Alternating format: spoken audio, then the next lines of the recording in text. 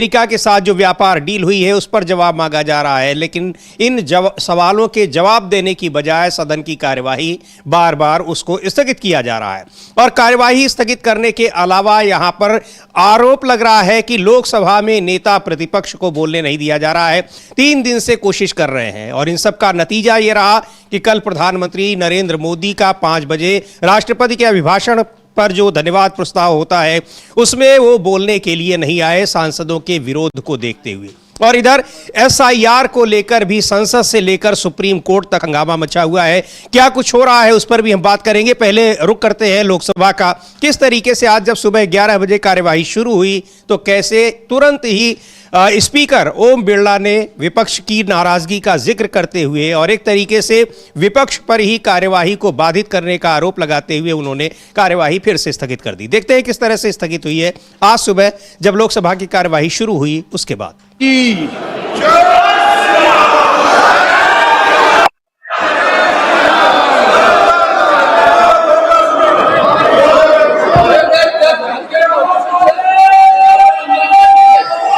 माननीय सदस्यगण, सदन के अंदर जो कल घटना हुई, जिस तरीके से प्रतिपक्ष के माननीय सदस्य सदन में सत्ता पक्ष की बेल तक पहुंचे, ये सदन की मर्यादा के अनुकूल नहीं है। और मेरा मानना है कि ये सदन सभागृह की मर्यादा बनाने सबकी जिम्मेदारी है। अगर हम सभागृह की मर्यादा को समाप्त कर देंगे तो सदन की कार्रवाई को चलाना किसी तरीके से कोई भी स्पीकर के लिए उचित नहीं होता। सदन की कार्रवाई आज 12 बजे तक के लिए स्थगित की जाती है। तो ये सदन की कार्यवाही स्थगित हो गई। बिल्कुल ऐसा लग रहा है कि स्पीकर ओम बिरला यही बताने के लिए आए थे कि सदन की कार्यवाही विपक्ष की वजह से बाधित हो रही है, विपक्ष अनुशासनहीनता कर रहा है। लेकिन विपक्ष क्या कुछ कह रहा है उस पर भी बात करेंगे। पर यह सीधे सीधे आरोप लगाना स्पीकर का विपक्ष के ऊपर, और आप क्यों नहीं अनुमति दे पा रहे हैं विपक्ष को सवाल पूछने की। लोकसभा में नेता प्रतिपक्ष को अगर बोलने नहीं दिया जाएगा तो क्या विपक्ष वहां पर केवल सुनने के लिए आता है? बिल्कुल समीर जी, विपक्ष केवल सुनने के लिए आता है और वहां आप जो है सत्ता पक्ष को कुछ भी अगड़म बगड़म बोलने की अनुमति देते रहेंगे। जी हाँ। यानी जिस 349 कल किस तरीके से कल किस तरीके से अभद्र भाषा का और अभद्र आरोप जो थे वो लगाए निशिकांत दुबे ने। वो तो खैर उसने अपने संस्कारों की प्रकटीकरण किया कि उसके क्या संस्कार हैं निशिकांत दुबे के। भद्दा आदमी है, गंदा आदमी है, तो वो उसने अपनी दिखा दी मानसिकता जो है। लेकिन सदन के अंदर सवाल ये है कि बिरला साहब जो थे उन्होंने अनुमति क्यों दी कि वो जो है कुछ भी महाविष्ठा करता है सदन के अंदर। तो ये बिरला साहब के ऊपर सवाल है और इसीलिए बिरला साहब जानते थे कि आज जैसे ही सदन शुरू होगा तो वैसे ही कल का ये मसला उठेगा, तो पहली संसद को स्थगित करके भाग गए और मोदी जी हैं वो गायब हैं जी। और आज फिर अब 12 बजे जब सदन की कार्यवाही शुरू होती है तो फिर वही होता है और सदन की कार्यवाही 2 बजे तक के लिए स्थगित कर दी गई। और अमलेंदु जी, धन्यवाद जो प्रस्ताव है वो पारित मान लिया गया, ध्वनि मत से पारित मान लिया गया, विपक्ष की गैर मौजूदगी में या बिना किसी की सहमति के और बिना प्रधानमंत्री नरेंद्र मोदी के उस पर धन्यवाद प्रस्ताव पर जो एक परंपरा है बोलने की, ना तो एलओपी का भाषण हुआ उस पर और ना ही उस पर लीडर ऑफ वो हाउस का भाषण हुआ है। हाँ, ये भी 70 साल में ये भी पहली बार हुआ है कि राष्ट्रपति का अभिभाषण बिना नेता विपक्ष और बिना प्रधानमंत्री के भाषण के समाप्त हो गया। इसका मतलब कि आपने स्वीकृति तो आपने कर लिया कि वो पास होगा माना जाएगा, लेकिन ये पास हुआ माना नहीं जाएगा क्योंकि इस पे बहस हुई ही नहीं है। बिल्कुल। तो इसलिए माना नहीं जाएगा। तो अगर देखा जाए तो समीर जी, संवैधानिक संकट भी खड़ा हो सकता है। बिल्कुल, संवैधानिक संकट भी खड़ा हो सकता है क्योंकि यहाँ पर न तो राष्ट्रपति ने केवल अभिभाषण अपना पढ़ा है, न तो उस पर चर्चा हुई, न पक्ष ने कुछ बोला न विपक्ष ने कुछ बोला, लीडर ऑफ अपोजिशन ने नहीं बोला और ना ही लीडर ऑफ हाउस ने कुछ बोला। यानी वहां पर नेता सदन और नेता प्रतिपक्ष दोनों ने नहीं बोला, लेकिन यह सारा कुछ स्पीकर साहब ने अपने ऊपर ले लिया और उन्होंने ध्वनि मत से उसको पारित घोषित कर दिया। तो एक बड़ा संवैधानिक संकट है। किस तरीके से संसद की गरिमा को और संसद की जरूरत को खत्म करने की कोशिश की जा रही है। आरोप बार बार विपक्ष लगा रहा है कि जो सत्र होते हैं उनको छोटा किया जा रहा है और जब सत्र चलते भी हैं तो उसमें विपक्ष को बोलने की अनुमति नहीं दी जाती। लेकिन लगता नहीं कि ये जो गतिरोध है ये अभी खत्म होने का नाम लेगा, क्योंकि बार बार विपक्ष की ओर से कहा जा रहा है कि जब तक लीडर ऑफ अपोजिशन को बोलने नहीं दिया जाएगा वहां पर लीडर ऑफ हाउस को भी नहीं बोलने दिया जाएगा। तो अब देखते हैं कि सवाल पूछने की अनुमति स्पीकर देते हैं या नहीं। लेकिन इसको लेकर राज्यसभा में भी काफी गर्मा गर्मी रही। हालांकि वहां की कार्यवाही जरूर चल रही है, पर वहां भी क्या कुछ हुआ है, और वहां पर राज्यसभा में कांग्रेस पार्टी के जो नेता हैं, नेता प्रतिपक्ष मल्लिकार्जुन खड़गे, उन्होंने सरकार पर कई आरोप लगाए, और क्या कुछ हुआ उस कार्यवाही को भी देखते हैं। और वहां किस तरीके से मंत्री लोग और क्या जो शिष्टता अशिष्टता, संसदीय भाषा और असंसदीय भाषा होती है, वहां वो क्या व्यवहार कर रहे हैं, उसका भी एक दिखाई पड़ता है नमूना वहां पर देखा जा सकता है। देखते हैं क्या हुआ राज्यसभा में आज, और मल्लिकार्जुन खड़गे ने क्या कुछ कहा और उनको किस तरीके से रोकने की कोशिश की गई। सर देखिए, हम समझते हैं कि हाँ तुमसे भी ज्यादा समझते हैं। Let him say something, then leader of the house is here to respond. Why you are worried about? Sir, हम हाउस को डिस्टर्ब नहीं करना चाहते, लेकिन नहीं Are you tell the truth ना? No, You are telling something against the the truth, sir. No. चार You दिन tell से the truth. Who disturbed? When Jairam Ramesh ji asked, सुनिए, yes, immediately I asked you to speak. All your people are coming and shouting.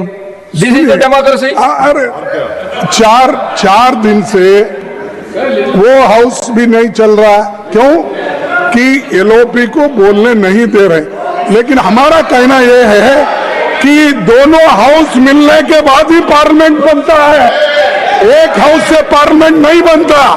ये दोनों स्तंभ है, ये दोनों स्तंभ है, और दो जब स्तंभ होते हैं, एक को पैरालाइज करके आप अपने आप को छुपाने के लिए, अपने गलतियां छुपाने के लिए आप जो कर रहे हैं, किए हैं, इस देश को जो धोखा दे रहे हैं, देश की जो अपमान कर रहे हैं, उसके बारे में जब राहुल जी बोलते हैं तो आप लोगों को खुजली उठती है। नहीं। No, Lok Sabha, what has happened in Lok Sabha should not be discussed here. इसीलिए You want to tell something? हम ये Please चाहते tell other than that. कि I am allowing you. बोलना दीजिए। और Arge ji, you are आप very मेरे को rebellious सिखाने person. वाले, You बोलो should आप know मोहम्मद the- को You मेरे should के know ऊपर the- कर देते हैं, both houses. युवराजी के बारे में बोलते हैं, आप रूल की बात करते हो, आप सब प्रोसीडिंग की बात करते हो। अरे वो प्रोसीडिंग वहां पर गलत हो रहा है। You are the very elderly person, you know everything. Sir, And you know that Lok Sabha proceedings cannot be disturbed in Rajya Sabha. But- that you know very well. we don't want to, And you are again and we again don't saying want the to same see thing. that It's not Parliament correct. should be, Then I have to say Lok that Sabha nothing should be will go on closed record. and only Rajya Sabha will You run. please be democratic. all those Even yesterday, All what you were talking. come Most from of you, the members of the Lok Sabha. opposition, they are telling Lok Sabha is different, the Rajya Sabha is different. We should be allowed to. Why the minister has not made his statement in the Rajya Sabha? This was your question Lok Sabha में yesterday. जो Now you होता are telling है something वो else. Rajya Sabha में आता है। हर कानून, हर bill वहां से पास होने के बाद ही आता I है। lost. तो इसीलिए Now, okay, 1 minute. 1 minute. You can speak. वहां पर I will now ask the आप राहुल जी को बात leader of the करने के लिए house. आप नहीं दे रहे। Let him speak, then you can बहुत speak. गलत Yes. है, Let him Wrong speak, message and दिया जा रहा you है। can speak, और please. देश के लिए Please भी take your seat. ये अच्छा नहीं। Please take your यही seat. मैं कहूँगा। Now I have called honorable leader of the house. तो ये राज्यसभा में भी गतिरोध बना हुआ है, और वहां भी तमाम मुद्दों पर चर्चा की बात की जा रही है। और वहां भी जिस तरीके से अमलेंदु जी, सीनियर लीडर्स ने वहां व्यक्तिगत आक्षेप लगाया, और राहुल गांधी के लिए जो बात कही है जेपी नड्डा ने, और पार्टी के अध्यक्ष रह चुके हैं, केंद्रीय मंत्री हैं, सीनियर लीडर हैं, और वो सारी बातें वहां जो व्हाट्सएप पर चलती रहती, उस तरह की बातें वो लोग लाकर निकाल के सदन में रखते हैं, और सदन की कार्यवाही में वो बातें हटाई भी नहीं जाती। हाँ, सदन सदन की कार्रवाई से वो बातें हटाई भी नहीं जाती हैं समीर जी। और देखा जाए तो सदन में वो सब अब कल जो है पहले पूरे दिन भर वो निशिकांत दुबे की बेहूदियाँ जो हैं वो पहले पूरी चलने दी गई और उसके बाद रात को जाकर वो कुछ स्पंज किया गया उसमें से मामला।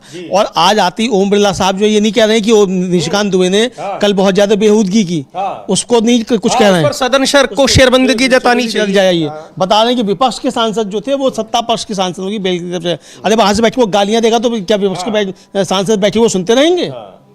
नरेंद्र मोदी अगर वहां से गालियां बकने लग जाएं तो सांसद वहां बैठे हुए चुपचाप सुनते रहेंगे? तो ये इनको सदन चलाना आता नहीं है या फिर चलाना नहीं चाहते, दो में से एक बात है। या आप एकदम बिल्कुल बीजेपी के स्वयंसेवक की तरीके से काम कर रहे हैं। अरे होंगे आप स्वयंसेवक, आप हैं स्वयंसेवक, इसमें कोई दिक्कत नहीं है, लेकिन आप जिसमें आप चेयर पर तो उस चेयर की आप अनुरूप बिहेव कीजिए ना, उस चेयर के अनुसार आप अपना जो है वो कार्य निष्पादित कीजिए। लेकिन आप जो है वो स्वयंसेवक ही बने हुए हैं। बिल्कुल, इसको लेकर यही बहुत गहमा गहमी रही और गर्मा गर्म बहस हो रही थी और कह रहे हैं कि हाँ लोकसभा की बात ना करिए, लेकिन बिल्कुल सही बात कही खड़गे ने कि दोनों ही सदनों से मिलकर संसद बनती है। ऐसा नहीं है कि आप किसी एक को इग्नोर करेंगे और वहाँ लीडर ऑफ अपोजिशन को अगर बोलने नहीं दिया जा रहा है तो वो गंभीर मुद्दा है। खैर, इसको लेकर जयराम रमेश ने भी ट्वीट किया है और कहा भी है उन्होंने कि जब तक एलओपी को नहीं बोलने दिया जाएगा प्रधानमंत्री भी नहीं बोलने पाएंगे। बिल्कुल सही बात है, क्योंकि संसद एकालाप की जगह नहीं है, मंच नहीं है, वहां संवाद होता है और आप विपक्ष की बातों को नहीं सुनेंगे। विपक्ष कोई व्यक्तिगत तौर पर कोई नेता नहीं होते हैं सांसद, वो अपने यहाँ के 20 लाख 22 लाख 25 लाख जनता के प्रतिनिधि हुआ करते हैं और उनकी बातों को रखते हैं, उनको रिप्रेजेंट करते हैं केंद्र में। तो उनकी बातों को आप कैसे इग्नोर कर सकते हैं? सुनते हैं क्या कहा है जयराम रमेश ने और उन्होंने लिखा भी है, उसको लेकर ट्वीट किया है कि किस तरीके से जानबूझकर सरकार नहीं चलने दे रही है सदन और आरोप उसका बढ़ा जा रहा है विपक्ष के ऊपर। सुनते हैं जयराम रमेश को क्या कह रहे हैं। 3 दिन से लगातार नेता प्रतिपक्ष राहुल गांधी जी को बोलने से रोका जा रहा, वो अपना भाषण खत्म नहीं कर पा रहे हैं। शुरुआत हुई है पर उनको जानबूझकर रोका जा रहा है क्योंकि वो बड़े महत्वपूर्ण संवेदनशील मामले उठा रहे हैं, देश से सुरक्षा से जुड़ा हुआ है। तो इन सब मुद्दों को लेकर आज हमारी कांग्रेस पार्टी की बैठक हुई लोकसभा और राज्यसभा में, जो हमारे फ्लोर लीडर है, और कल 10 बजे विपक्ष पार्टियों के सारे विपक्ष पार्टियों के नेता फ्लोर लीडर्स लोकसभा और राज्यसभा के खड़गे जी के कमरे में मिलेंगे नए पार्लियामेंट बिल्डिंग में और ये तय करेंगे कि अगले कुछ दिनों में क्या रणनीति क्या होगी। पर जिस तरीके से जबरदस्ती रोका जा रहा है नेता प्रतिपक्ष को, ये हम बर्दाश्त नहीं कर पाते हैं। और हमारे जो पूर्व प्रधानमंत्री हैं जवाहरलाल नेहरू, इंदिरा गांधी, राजीव गांधी, सभी पर अपमानजनक बातें कही जा रही हैं बीजेपी सांसदों से के द्वारा, उनका भी हम पूरा खंडन करते हैं और हम चाहते हैं कि उनके खिलाफ कार्रवाई की जाए। पर असली मुद्दा ये है, एक मुद्दा जो सबसे महत्वपूर्ण मुद्दा ये है, मूल मुद्दा है कि नेता प्रतिपक्ष को बोलने नहीं दिया जा रहा। जयराम सर, जिस तरीके से आज प्रधानमंत्री नहीं बोल पाए और उन्होंने ब्लेम नहीं, प्रधानमंत्री बोल नहीं पाए, नेता प्रतिपक्ष नहीं बोल पाए। प्रधानमंत्री तभी बोलेंगे जब नेता प्रतिपक्ष बोलेंगे। अगर नेता प्रतिपक्ष नहीं बोल सकते तो डिबेट का क्या मायने? प्रधानमंत्री तो डिबेट का जवाब देते हैं ना। तो शुरुआत तो नेता प्रतिपक्ष करते हैं। जब डिबेट ही नहीं हुआ तो प्रधानमंत्री क्या सवाल देंगे? हालांकि हम जानते हैं कि प्रधानमंत्री चुनावी भाषण करेंगे, हमेशा 11 साल से वही करते आ रहे हैं। कांग्रेस का बदनाम करेंगे, पंडित नेहरू का बदनाम करेंगे, कांग्रेस नेतृत्व का बदनाम करेंगे, वो सब हम लोग जानते हैं। पर डिबेट औपचारिकता तो है ना। नेता प्रतिपक्ष शुरुआत करते हैं, समाप्त करते हैं, 40 मिनट बोलते हैं। राहुल जी तो 25 मिनट तक बोलते हैं, उनको बोलने ही नहीं दिया गया है 3 दिन से। तो ये बड़ी महत्वपूर्ण बात कही कि नेता सदन प्रधानमंत्री को बोलने क्या नहीं दिया गया। जब बहस ही नहीं हुई तो बहस का ही तो जवाब देना होता है उसमें, और खैर आए भी नहीं वो वहां। हाँ, आए भी नहीं और जाहिर सी बात है कि बहस का जवाब ही जो है वो देना होता है और बहस का जवाब दिया भी नहीं गया। तो जब बहस शुरू ही नहीं हुई तो जवाब प्रधानमंत्री कहां से देंगे? यही बात जयराम रमेश कह रहे हैं और साफ कह रहे हैं कि अगर राहुल गांधी नहीं बोलेंगे तो प्रधानमंत्री भी नहीं बोलेंगे, क्योंकि जवाब तभी आप देंगे जवाब नेता विपक्ष को सुनेंगे। नेता विपक्ष के सवालों के आपको जवाब देने होते हैं, तो वो आप विपक्ष के दूसरे सांसदों ने भी मना कर दिया कि जब एलओपी नहीं बोल रहे हैं तो हम क्या बोलेंगे, और जरूरी मुद्दे वो उठा रहे हैं उसमें उनको बोलने दिया जाए। हमने जब पहले दिन की बहस को देखा था, जब अखिलेश यादव का नाम लिया गया उस स्पीकर ने, तो उन्होंने मना कर दिया, और उसके बाद भी दूसरे नेताओं के नाम अगले दिन जब लिए गए विपक्ष के, उन लोगों ने भी मना कर दिया। तो ये एक बहुत ही गंभीर मुद्दा बन गया है और विपक्ष का आरोप है कि जरूरी मुद्दों पर चर्चा करने से भाग रही है सरकार। और ये कहा जा रहा था कि आज कल के लिए कि प्रधानमंत्री 5 बजे उनका समय निर्धारित था, लेकिन उसके पहले ही सदन की कार्यवाही स्थगित कर दी गई। और लेकिन आज बैठक हुई है विपक्ष के नेताओं की, और जो जयराम रमेश कह भी रहे थे कि ये बैठक होनी है, उसकी आप विजुअल्स ये देख सकते हैं। राहुल गांधी हैं, मल्लिकार्जुन खड़गे और विपक्ष के तमाम पार्टियों के सांसद हैं, यहाँ पर बैठक हुई है। ये एक बहुत ही महत्वपूर्ण बात है अमलेंदु जी की इस मुद्दे पर पूरा विपक्ष एक साथ, इस मुद्दे पर क्या हम लोग पिछले कई बार से देख रहे हैं कि लगातार हर मुद्दे पर विपक्ष अपनी एकजुटता का प्रदर्शन कर रहा है, संसद में भी और संसद के बाहर भी। हाँ बिल्कुल, विपक्ष पूरी तरीके से एकजुट है, संसद के बाहर भी और संसद के अंदर भी, और तमाम मुद्दों पर एकजुट है। एसआईआर को लेकर जिस तरीके से सांसदों ने प्रदर्शन किया और 70 सालों में पहली बार हुआ कि सारे विपक्ष के सांसद लोकसभा और राज्यसभा के एक साथ गिरफ्तार कर ली गई, ये भी 70 सालों में पहली बार हुआ। तो यहाँ तक स्थिति आई तो पूरा विपक्ष जो है वो किस तरीके से एकजुट नजर आया।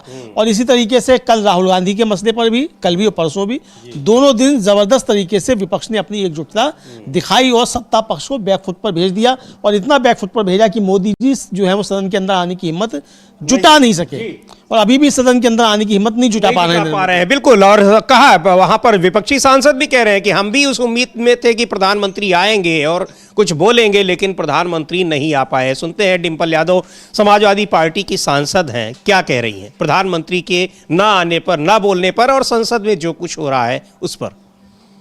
एक्सपेक्ट कर रहे थे कि प्राइम मिनिस्टर आएंगे और सदन में बोलेंगे, क्योंकि हमारे पास भी कुछ मुद्दे थे, क्योंकि बनारस में जो किस तरह से मणिकर्णिका का घाट को जो ध्वस्त किया गया है बुलडोजर चला के, और जिस तरह अहिल्याबाई होलकर जी की प्रतिमा को खंडित किया गया, तो हमें अपनी बात भी कहनी थी प्राइम मिनिस्टर से। तो हम उम्मीद कर रहे थे वो आएंगे, लेकिन वो संसद में नहीं मौजूद रहे। तो कई मुद्दे हैं जिन पर हम चाह रहे थे कि प्रधानमंत्री जवाब देंगे, लेकिन नहीं आएंगे। मणिकर्णिका घाट का मुद्दा भी बहुत जोर शोर से समाजवादी पार्टी उठा रही है अमलेंदु जी, और उसको लेकर संसद के परिसर में भी प्रदर्शन किया है समाजवादी पार्टी ने। लेकिन वहां ये जो जरूरी मुद्दे हैं, सबसे ज्यादा जो खास तौर पर जिस तरह से अमेरिका के साथ भारत की ट्रेड डील हो रही है, और जिस तरीके से चीन के साथ जो मुद्दा है, जो जनरल नरावणे की किताब का मुद्दा है जो राहुल गांधी ने उठाया था, उन सारे मुद्दों पर बोलने के लिए विपक्ष के पास कुछ है नहीं। कैसे उसका बचाव किया जाए इस कोशिश में, तो उसका तरीका यही है कि सदन की कार्यवाही चलने ही न दी जाए। बिल्कुल बिल्कुल, इसका तरीका यही है कि सदन की कार्रवाई चलने नहीं दी जाए, और सदन की कार्रवाई जो है वो बार बार बाधित की जा रही है। सबसे बड़ी बात यह है कि सत्ता पक्ष जो है खुद सदन की कार्रवाई बाधित कर रहा है। कल प्रियंका गांधी ने भी यही कहा था कि सरकार खुद नहीं चाहती कि सदन चले, और इसीलिए उसके नेता जो है, यहाँ तक कि संसदीय कार्य मंत्री जो वो खुद व्यवधान पैदा करते हैं। मणिक्कम टैगोर हैं कांग्रेस के सांसद, उन्होंने भी साफ तौर पर यह कहा है कि सरकार जो है वो खुद नहीं चाहती कि सदन चले, और सरकार ही सदन को बाधित कर रही है। तो सुनते हैं मणिक्कम टैगोर को क्या कह रहे हैं।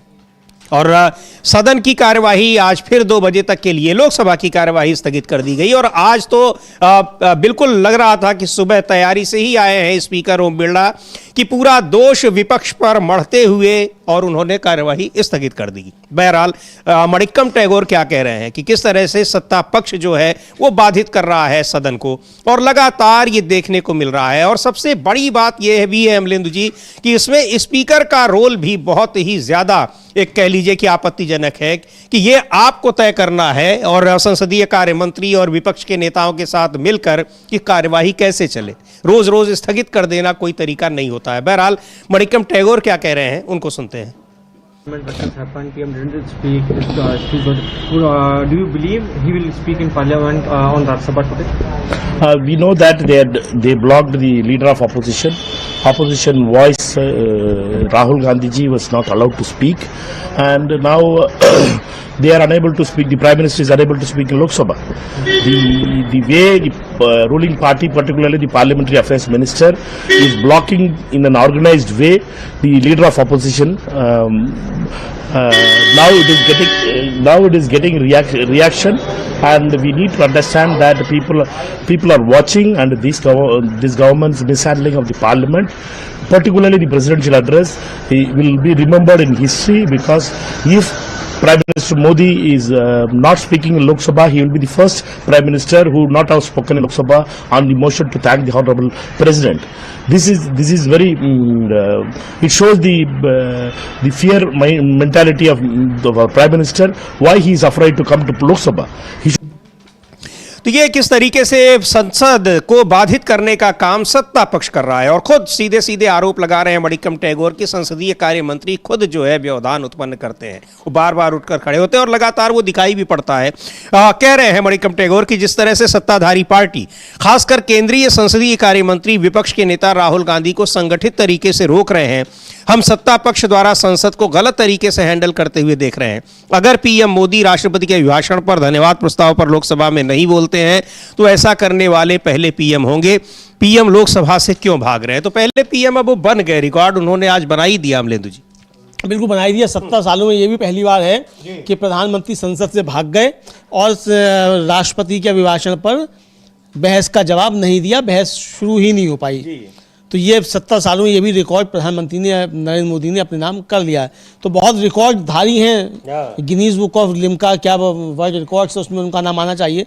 70 सालों में कितने रिकॉर्ड नरेंद्र मोदी ने बनाए हैं, उनमें एक रिकॉर्ड ये भी जुड़ गया कि 70 सालों में ऐसा पहली बार कि राष्ट्रपति के अभिभाषण पर प्रधानमंत्री बिना जवाब दिए हुए विपक्ष का सदन से भाग गए। तो ये जो कहा जाता है, एक बार मुझे याद है कि अमित शाह ने एक सवाल के जवाब में, सवाल भी मेरा ही था एक प्रेस कॉन्फ्रेंस में, कि सबसे बड़ी उपलब्धि के रूप में आप क्या देखते हैं, तो उन्होंने कहा कि हमने बोलने वाला प्रधानमंत्री दिया है। हाँ। लेकिन ये बोलने वाला प्रधानमंत्री वो है जो संसद में नहीं बोलता है, और संसद में बुलवाने के लिए उनके खिलाफ अविश्वास प्रस्ताव लाना पड़ता है। हाँ, संसद में बोलने के लिए अविश्वास प्रस्ताव लाना पड़ता है। और 70 सालों में ऐसे पहले प्रधानमंत्री भी नरेंद्र मोदी जो सबसे कम जो है सदन में पहुंचे हैं। जी हाँ, सबसे कम सदन में पहुंचे 70 सालों में। ये भी है, पता नहीं 18 घंटे काम कौन सा करता है अगला बंदा, भाई समझ में नहीं आता। संसद में तुम नहीं जाते, पीएमओ में तुम नहीं जाते, पीएमओ में जाते हो तो मीडिया में जो है ब्रेकिंग आने लगती है कि प्रधानमंत्री पीएमओ पहुंचे। तो भाई तुम 18 घंटे काम क्या करते हो? लेकिन जो पार्टी की ओर से जो बोलने वाले नेता भेजे भी जाते हैं अमलेंदु जी, वो क्या बोलते हैं और किस तरीके से, जो कल जिस तरह निशिकांत दुबे ने बातें बोली हैं, जिसको लेकर जयराम रमेश भी अभी कह रहे थे कि सारी बातों को हम खारिज करते हैं और कहां से उठा कर ले आते हैं। समाजवादी पार्टी के सांसद हैं फैजाबाद से अवधेश प्रसाद, वो भी कह रहे हैं कि इन बेमतलब की बातों के लिए संसद नहीं है, महत्वपूर्ण मुद्दों पर विपक्ष चर्चा चाहता है और बीजेपी के लोग यहां वाहियात बातें लेकर चले आते हैं। सुनते हैं अवधेश प्रसाद क्या कह रहे हैं। देखिए, गांधी नेहरू का इतिहास तो जग जाहिर है, लेकिन भारतीय जनता पार्टी का इतिहास भी लोगों के सामने है। तो इस तरह के वार्तालाप में, इस तरह के आचरण में आज देश के सामने बड़ी बड़ी समस्याएं हैं। हमारे देश में करोड़ों नौजवान हैं, पढ़े लिखे बेकार हैं, हमें उस पर चर्चा करनी चाहिए। आज किसान तबाह है, बर्बाद है, उसको उठाने के लिए चर्चा करनी चाहिए। आज चीन ने हमारी जमीन पर कब्जा कर लिया, उस पर सोचना चाहिए। इस तरह की बातें देश के सामने आनी चाहिए, और किसका कौन सा इतिहास रहा, किसने क्या किया है, अब भारतीय जनता पार्टी क्या करना चाहती है, उसको देश के सामने अपनी बातें रखनी चाहिए। तो संसद जरूरी मुद्दों पर चर्चा के लिए होती है। संसद इतिहास की पढ़ाई के लिए क्लासरूम की किताब और व्हाट्सएप की में जो कुछ लिख कर आ रहा है उनको वहां किताब के रूप में पढ़ने के लिए वो जगह नहीं है। बहुत ही बहुमूल्य समय होता है संसद का। आखिर संसद का समय क्यों जाया हो रहा है और संसद में हो भी क्या रहा है? केवल स्पीकर बोल रहे हैं और स्पीकर के बोलने के बाद कार्यवाही स्थगित हो जा रही है। एक बार फिर देखते हैं सुबह 11 बजे कैसे स्थगित हुई और उसके बाद जो 11 बजे को हम लोगों ने देखा, लेकिन 1 घंटे बाद जब फिर से सदन शुरू होती है लोकसभा की कार्यवाही, उसके बाद क्या होता है कि वो ध्वनिमत से पारित कर दिया जाता है। फिर तो संसद में सांसदों के आने की जरूरत भी नहीं है। अब सारी चीजें जब ध्वनिमत से ही पारित हो जा रही हैं तो फिर क्या जरूरत रह जाती है? एक बार देखते हैं। और बहुत ही ये लोकतांत्रिक व्यवस्था के लिए एक खतरनाक संकेत है जिस तरह से संसद की कार्यवाही चल रही है। देखते हैं 12 बजे किस तरीके से स्थगित हुई है लोकसभा की कार्यवाही। माननीय अध्यक्ष जी,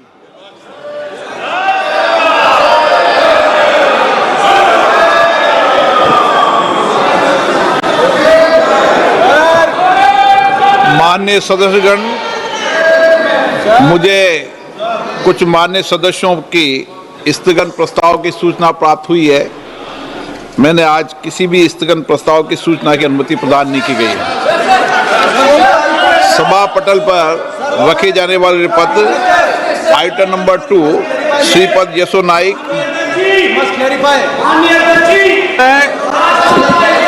आदरणीय अध्यक्ष महोदय, मैं आपकी अनुमति से आज की संशोधित कार्यसूची की क्रम संख्या 2 पर मेरे नाम के सामने सूचीबद्ध दस्तावेजों को सदन के पटल पर रखता हूं। Item number 3 Shri L Murugan. Speaker sir, with your kind permission, on behalf of my colleague Sushri Shobhas Karandaleji, I rise to lay on the table of the House the papers mentioned of serial number 3 of today's revised list of business pertaining to the Ministry of Micro, Small and Medium Enterprise. Thank you. Item number 4 Shri L Murugan. Respected Speaker sir, with your kind permission, on behalf of my colleague Shri Tokan Sagu, I rise to lay on the table of the House the papers mentioned at serial number 4 of today's revised list of business. Thank you. Item number 5 Shri Suresh Gopi. Respected Speaker sir, with your permission, I rise to make the statement of the House listed against my name on serial number 5 in today's revised list of business regarding the status of implementation of the recommendations contained in the 5th report of the Standing Committee on Petroleum and Natural Gas 2024-2025 on action taken by the government on the recommendations, observations contained in the 23rd report of the Committee 2023-24 on review of policy on import of crude oil pertaining to the Ministry of Petroleum and Natural Gas. This may please be considered as read. Thank you. सदन में तख्तियां लेके आओगे और banner लेके आओगे तो सदन में बोलने नहीं दिया जाएगा। माननीय सदस्यगण, धन्यवाद प्रस्ताव पर सदस्यों ने अनेक संशोधन प्रस्तुत किए गए हैं। अब मैं सभी संशोधनों को एक साथ सभा के मतदान के लिए रखता हूं। प्रश्न ये कि माननीय सदस्यों द्वारा प्रस्तुत सभी संशोधनों को स्वीकृत किया जाए। जो सदस्य इसके पक्ष में हाँ गए, जो सदस्य विरोध में ना गए, मेरे विचार में निर्णय ना वालों के पक्ष हुआ, ना वालों के पक्ष में हुआ, सभी संशोधन अस्वीकृत हुए। अब मैं राष्ट्रपति अभिभाषण पर धन्यवाद प्रस्ताव को सभा के मतदान के लिए रखता हूं। प्रश्न ये कि राष्ट्रपति की सेवा में निम्नलिखित शब्दों में एक समावेदन प्रस्तुत किया जाए कि सत्र में समवेत लोकसभा के सदस्य राष्ट्रपति के उस अभिभाषण को जो उन्होंने 28 जनवरी 2024 को एक साथ समवेत संसद की दोनों सभाओं के समक्ष देने की कृपा की है, उनके प्रति हम अत्यंत आभारी हैं। जो सदस्य इसके पक्ष में हाँ गए, सदस्य विरोध में ना गए, मेरे विचार में निर्णय हाँ वालों के पक्ष हुआ, निर्णय हाँ वालों के पक्ष हुआ, प्रस्ताव स्वीकृत हुआ। मैं माननीय सदस्यों से आग्रह करता हूं कि वह सभागृह की मर्यादा को बनाए रखे, बैनर, तख्तियां, नारेबाजी न करे, आप सदन को चलने दें। बजट पर, महत्वपूर्ण बजट पर चर्चा होगी, सबको अपने विचार व्यक्त करने का अवसर मिलेगा। आप सदन नहीं चलाना चाहते, नारेबाजी करना चाहते हैं, सभागृह का अपमान करना चाहते हैं, सभा की कार्रवाई आज 2 बजे तक के लिए स्थगित की जाती है। ये हम लोगों ने उस पूरी प्रक्रिया को दिखा भी दिया अमलेंदु जी, कितनी बेहतर तरीके से उन्होंने वोटिंग भी करा ली 10-20 सेकंड 30 सेकंड के भीतर, और उसके बाद घोषित भी कर दिया कि इसमें जो उसका प्रस्ताव पर जो समर्थन करने वाले हैं उनकी संख्या ज़्यादा है, और उस प्रस्ताव को ध्वनिमत से पारित भी कर दिया। हाँ, मतलब हाँ की आवाज़ तो आई, मगर ना की तो कोई आवाज़ आई नहीं। तो फिर ये क्या, तो फिर बहुमत से क्यों, फिर सर्वसम्मति कहिए, फिर बिल्कुल सर्वसम्मति तो कहा नहीं, बहुमत से कह दिया। तो बहुमत से कैसे हो जाएगा, ना की कोई आवाज़ नहीं आई तो कैसे हो गया। इसी तरीके से कल एक बड़ा अच्छा ज्ञान दिया था बिरला साहब ने, उन्होंने बताया ये उच्च सदन है, ये उच्च सदन है। तो अब अगर हमारा स्पीकर जो लोकसभा को वो बताया कि लोकसभा कोई उच्च सदन है, तो आप समझ लीजिए संसदीय परंपराओं का, संसदीय कानूनों का कितना ज्ञान है। मतलब ये तो एकदम समीर जी, मतलब जो अर्हता होती है उसके खिलाफ है ये। आप उसके अर्ह ही नहीं है आप कि आप जो है बन सकें लोकसभा के अध्यक्ष। अगर आप लोकसभा को बता रहे हैं कि उच्च सदन है, तो आप इसके योग्य नहीं है। फिर आपने अपनी अयोग्यता साबित कर दी है ये कह के कि ये जो है उच्च सदन है। बहरहाल, लेकिन योग्यता तो साबित कर रहे हैं कि स्पीकर के पद पर बैठकर वो क्या कुछ कर रहे हैं, उससे ये साफ साबित हो रहा है कि जिस वजह से उनको बनाया गया है, उस अपनी जो ज़रूरत है, अपनी जो उनकी योग्यता है, उसको पूरा वो वहाँ पर पूरी तरीके से दिखा रहे हैं। हाँ, उसे अपनी पूरी तरीके से दिखा रहे हैं कि जो जिस काम के लिए उनको बनाया है मोदी जी ने, तो मोदी जी का काम पूरी ईमानदारी के साथ कर रहे हैं, इसमें कोई शक नहीं है।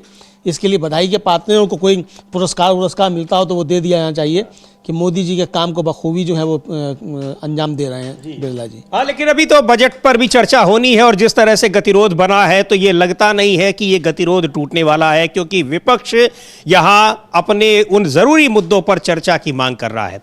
समाजवादी पार्टी के ही सांसद हैं राजीव राय, क्या कुछ कह रहे हैं और किस तरीके से ये संसदीय गरिमा को तार तार करने की कोशिश हो रही है। जो आरोप विपक्ष लगा रहा है कि प्रधानमंत्री और एलओपी बोल भी नहीं रहे हैं और राष्ट्रपति के अभिभाषण प्रस्ताव को ध्वनिमत से पारित मान लिया जा रहा है। सुनते हैं राजीव राय को क्या कह रहे हैं। प्रधानमंत्री तो आए नहीं थे, हाउस एडजर्न कर दिया गया था, महिलाएं खड़ी थी, उसके बाद उधर से कोई कमेंट हुआ, महिलाएं उत्तेजित हो गई। ये इन लोगों का संस्कार का परिचय देते हैं।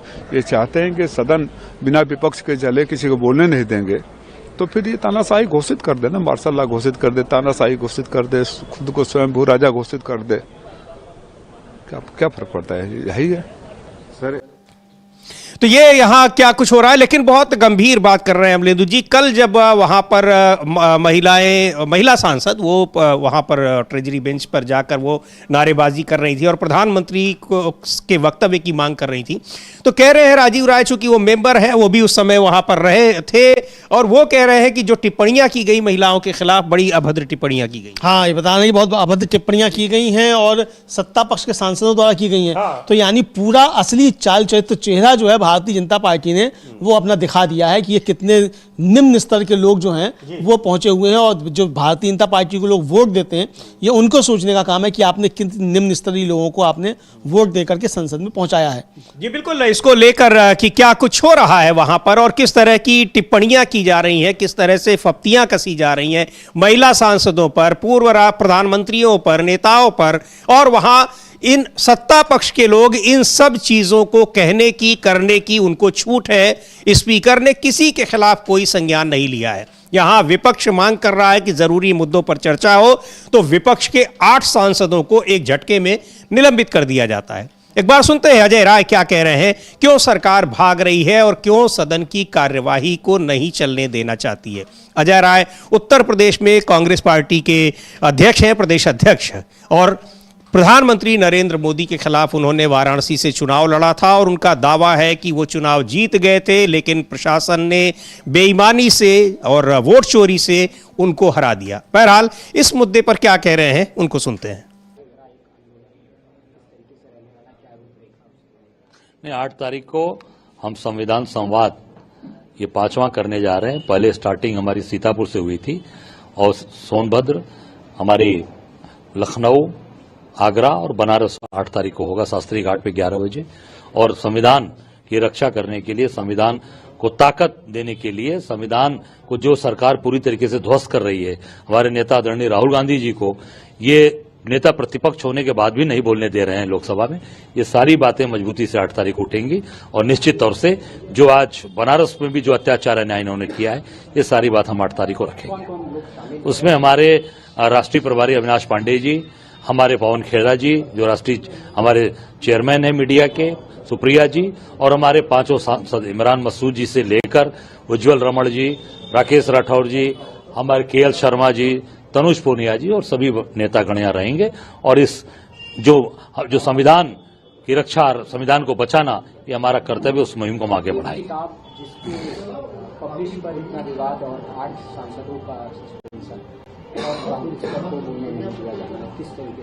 नहीं, देखिए, जो जनरल, आर्मी के जनरल जो सेना के अंदर उन्होंने पूरा जीवन लगाया, उन्होंने देश हित के लिए वो किताब लिखी है, राष्ट्र हित के लिए लिखी है।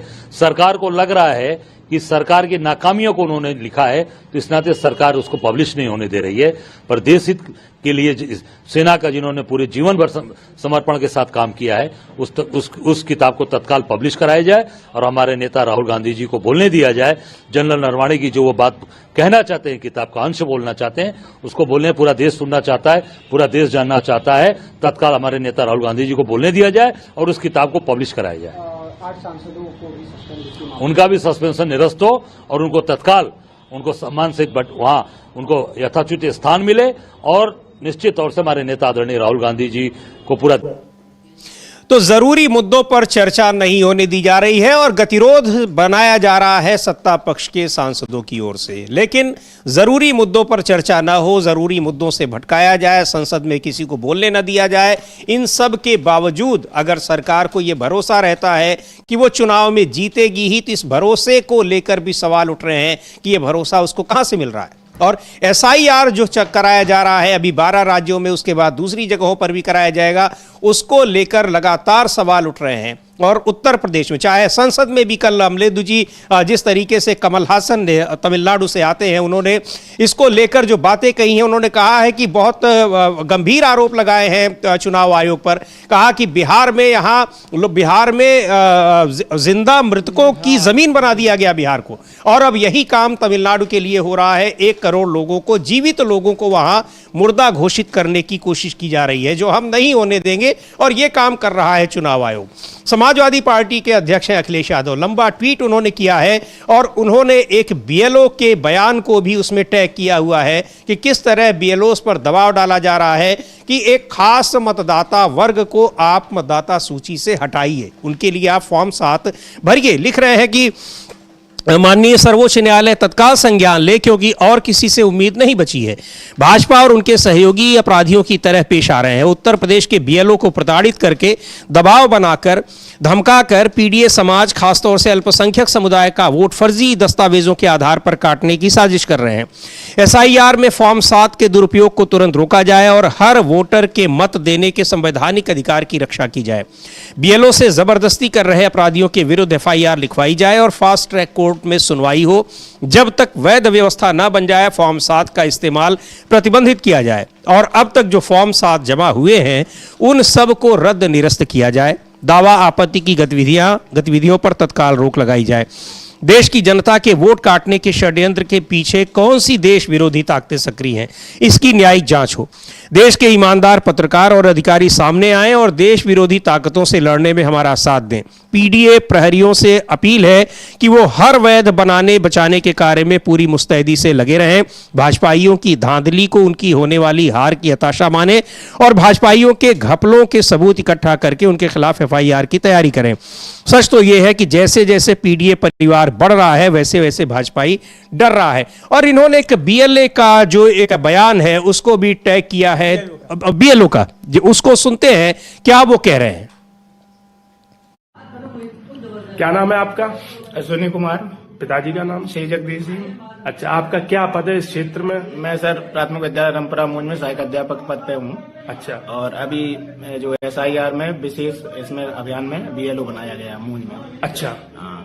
फिर आज आपके साथ क्या घटना हुई? आज मैं सर नगला चौपला से नोटिस बांट के घर नोटिस बांट रहा हूँ सर, एक सप्ताह से लगभग। हाँ। और मैं नगला अर्जू की तरफ जा रहा था। हाँ। मुगलपरा नगला अर्जू के बीच में बाइक से मैं जा रहा था तो अचानक एक कार रुकी और उन्होंने, उसमें 3-4 लोग थे। कौन कौन था उसमें? ध्रुव कटेरिया हाँ। आगे बैठे थे, ड्राइवर था, और एक उदय प्रताप कटेरिया थे। हाँ। पुत्र काशीराम। हाँ। इन्होंने सर कहा कि आप रुको और ये मुसलमानों के जो है बल्क में जो वोट आए हैं, हाँ, इन पे आप साइन करो और इस पे रिसीविंग करके इन वोटों को यहाँ से हटाओ। ये लोग यहाँ रहते नहीं है, इनके वोट काटिए। वो लोग यहाँ पे रहते हैं? नहीं, कुछ लोग उनके वोट मैंने बनाए हैं, अभी वर्तमान में रह रहे हैं। अच्छा। 2-4 लोग नहीं रह रहे, तो मैंने कहा इस पे मैं जांच करूंगा, उच्च अधिकारियों को बताऊंगा। हाँ। और इन्होंने कहा कि नहीं अभी करो, तो मैंने कहा मैंने उसकी फोटो खींच ली। हाँ। तो इन्होंने कहा भोसड़ी कि तुमने मेरी कागजातों की या उसकी सरकारी डॉक्यूमेंट की कैसे फोटो खींची, इसे डिलीट कर। तो इन्होंने धक्का मुक्की की, मुझे जो है साइड पे करते हुए मेरा मोबाइल खींच लिया और मेरा पटक दिया। मोबाइल की स्क्रीन टूट गई और मुझे धमकाते हुए बाहर निकले और उन्होंने धक्का मारते हुए मुझे खींच के जो रोड पे ले गए। मैं अकेला था, ये कई लोग थे, तो इन्होंने मुझे जान से मारने की धमकी दी, जूता उतार के माँ बहन की गालियां दी, अभद्रता दी, बदतमीजी, और मुझे धक्का मारते हुए ले गई। अच्छा, जूता भी उतारा? हाँ बिल्कुल, कई बार जूता मारने का प्रयास किया। अच्छा जी। फिर आपने क्या किया? मैं अकेला था, मैं क्या कर पाता, मेरा मोबाइल स्विच ऑफ हो गया। इन्होंने तो ये वहां पर वीडियो बता रहे हैं कि किस तरीके से जबरन उनसे नाम कटवाने के लिए को दबाव डाला जा रहा है, और ये दबाव कौन डाल रहा है भी बड़ा सवाल है। और इस तरह की कई घटनाएं हुई हैं, गाजियाबाद का भी मामला था, इसके अलावा और कई जगहों पर। अमेठी का एक और ट्वीट किया है अखिलेश यादव ने, और उसमें भी वो लिख रहे हैं कि किस तरीके से वहां बीजेपी के जिलाध्यक्ष पर उन्होंने आरोप लगाया है कि वो जानबूझकर लोगों के नाम कटवा रहे हैं। तो ये क्या कुछ हो रहा है चुनाव आयोग को नहीं दिख रहा है। और अब तो अखिलेश यादव ने कहना भी बंद कर दिया चुनाव आयोग से, सीधे सुप्रीम कोर्ट से कह रहे हैं कि आप इसका संज्ञान लीजिए। लिख रहे हैं, एक पत्र उन्होंने लगाया हुआ है और लिख रहे हैं कि एक बेहद गंभीर मामला है कि अमेठी भाजपा जिला अध्यक्ष ने एक बीएलओ से मारपीट की। उन्होंने महिला बीएलओ पर जबरन पीडीए समाज का वोट कटवाने व भाजपा समर्थकों का वोट बढ़वाने का दबाव डाला। उनके मन मुताबिक काम न करने पर बीएलओ को अपमानित किया गया और घटना का वीडियो बनाते हुए उस महिला बीएलओ के पति का मोबाइल छीन लिया। इस संदर्भ में सरकारी काम में बाधा डालने, महिला से अभद्रता करने, मोबाइल छीनने और हिंसक भाषा व्यवहार इत्यादि का मुकदमा दर्ज किया जाए, तत्काल संज्ञान लिया जाए। हम इस घटना के